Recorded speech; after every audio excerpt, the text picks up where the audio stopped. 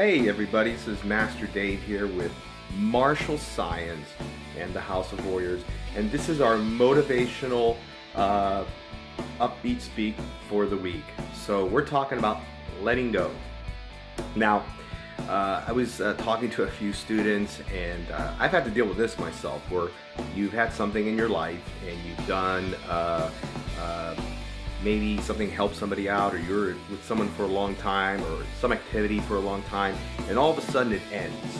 And sometimes it doesn't end well, you know, and sometimes you get frustrated, you get upset, and you just keep beating yourself up over it. And the thing is, this is where certain belief systems have it right. Now, sometimes we get so emotional and so attached, and if you look at, like, this is not a dig at other religions or whatever, but when you look at like the concept of letting go, it's a concept of Buddhism, it's a concept even in forms of Christianity and whatever, and letting go meaning, you know, things happen for a reason, and sometimes things stop, they end.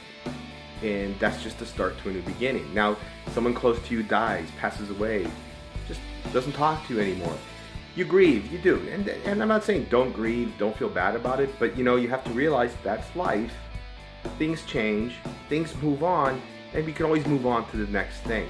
My mother, you know, had a dog grooming business. I mentioned this in another video about how I learned my work ethic by starting there at 12, cleaning kennels.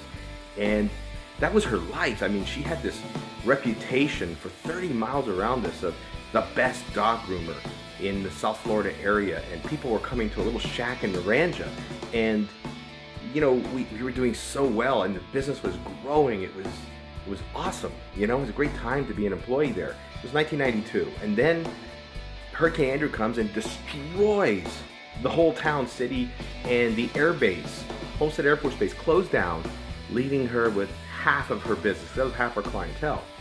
And instead of being upset, my mom was like, well, we had a great run, it's time to move on. And she moved on to the next thing for her in life, which was being a preschool teacher, and she was good at that for the next 20 years before she retired.